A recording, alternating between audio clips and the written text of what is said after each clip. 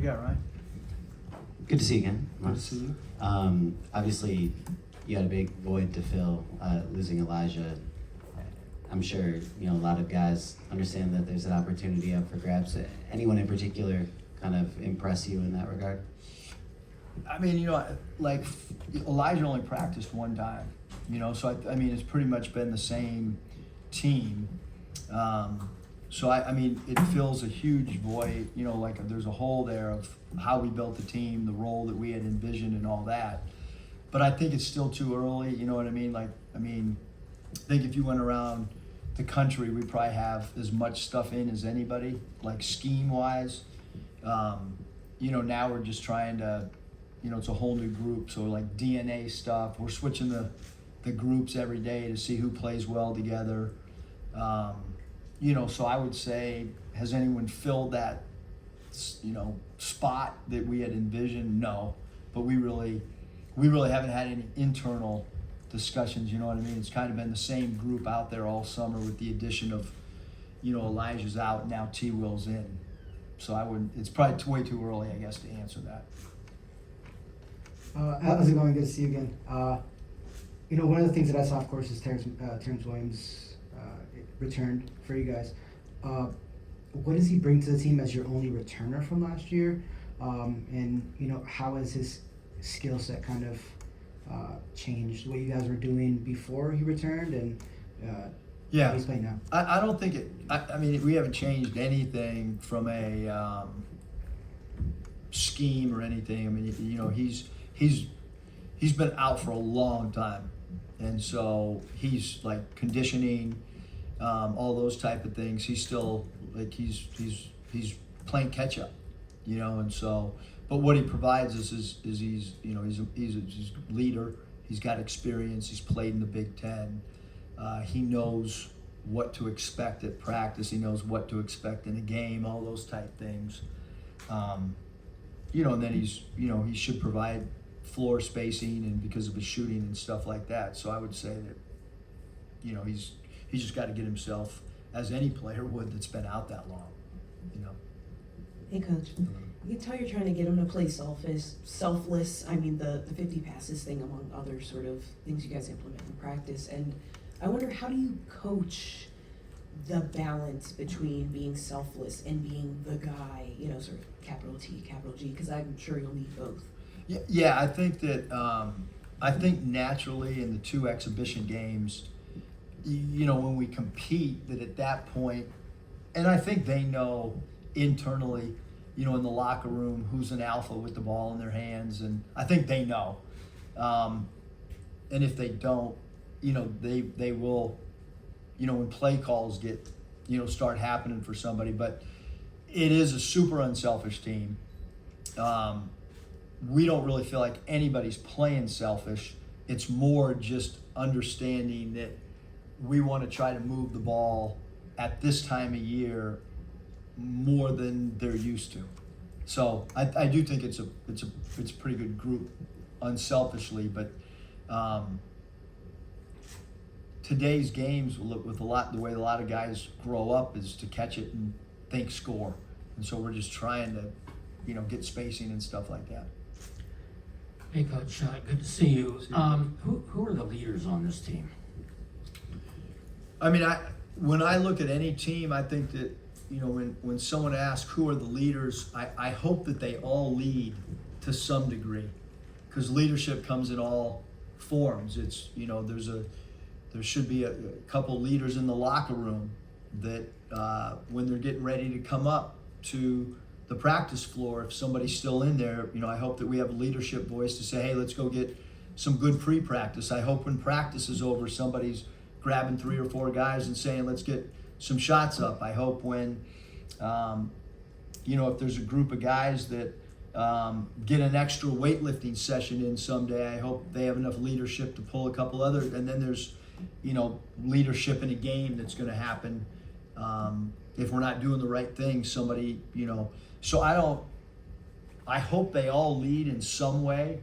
The traditional leadership maybe that you're thinking about, or that most of us would talk about, I think it's still a work in progress. I think that Rodney Rice leads by doing the right thing. And I think Chad leads with his enthusiasm and his character that he is, with his personality. And then I think T. Will can help lead with his veteran, experience, and then after that, who else can jump up as a leader is E.J. Neal's a good leader.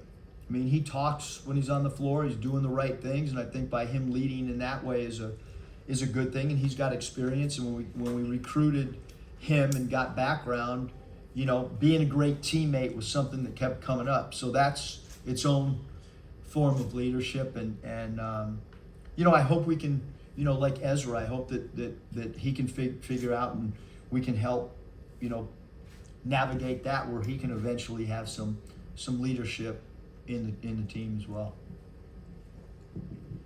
Chad made that buzzer-beating three-pointer in the drill today. You mentioned him as a leader on the team. Has he been shooting like that all fall? And what is his personality like? It seems like he does have some character. Yeah, no, he's got about as much personality as anyone you could be around. And those shots that he makes, I've been to the Dominican Republic and some of the courts that they play on there and some of the even gyms. We practiced with the national team with both baskets. There was open wind going through, where it wasn't enclosed. And I've played against him, and he makes those shots. And so I think from a defensive standpoint, trying to let the guys know, don't even let him get an attempt up if you're going against him. But I think right now we know if the shot clock's winding down, that there's a good chance that he'll take a shot that everybody in the building would say, that's a crazy looking shot.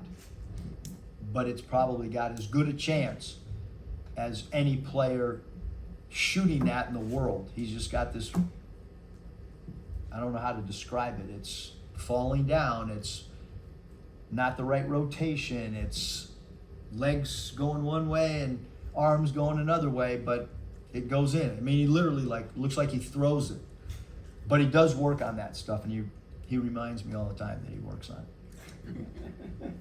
it. There were a couple moments today where it looked like Gabe went up for a rebound or just playing defense where the people around him just had no chance, just given his length and his height. It's pretty clear how much he can affect things on defense and rebounding wise, but where would you say his offensive game is at right now, and how would you say he might be able to help this team on that side? Yeah, I think offensively, Ryan, he should be a good offensive rebounder, which he's exhibited that. He has not turned the ball over much. I think at Youngstown State, he probably got swarmed a little bit more once he caught it. I don't know if our defense kind of is playing that way right now.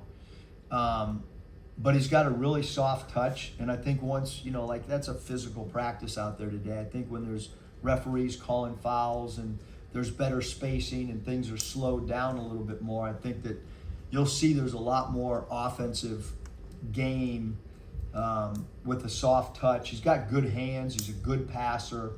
And he's playing in the elbow area a little bit more maybe than he has in the past.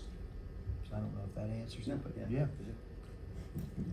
Coach, on a day like today, where I won't say you were frustrated by the lack of communication, but it definitely came up. You wanted people to be talking more. What are the players losing out on? What's getting lost in translation in those moments where they're not communicating with each other? Well, I would say, because we have so many people come through the gym, whether it be an NBA scout, whether it be a high school coach, whether it be a recruit, and we probably talk more than, we talk a lot, our players do, but I'm trying to get it to be an elite level of communication. So I would say, I don't think anything get lost in the I just think it's so new. There's so many players that it's kind of a reflection of society of, my dinner table with my daughter right now is not the same dinner table as when I grew up. I didn't have a cell phone when I was a sophomore in high school sitting at the phone. And even she told me the other night, Dad, get off your phone. And so, you know, and our guys are, you know, they can play video games all night together, 2K, and never talk. So it's just to try and to let them know, like, hey, when we're between these lines, the only way to play at an elite level is to communicate and talk and yell out switches and yell out, I got ball, so there's not two people closing. But it's unique to them, and it's just, you know, it's a habit.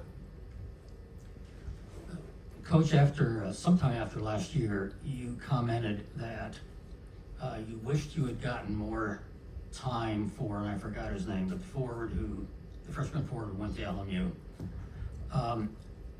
Is that something in the back of your mind with respect to Jerry this year?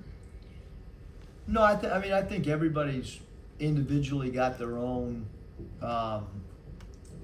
you know, their own race, you know what I mean, so to speak. So I think, like, developing depth, they're developing it right now, you know what I mean? So I think that the way that we break down practice and film and, I mean, I think we have a pretty good idea who should, you know, play.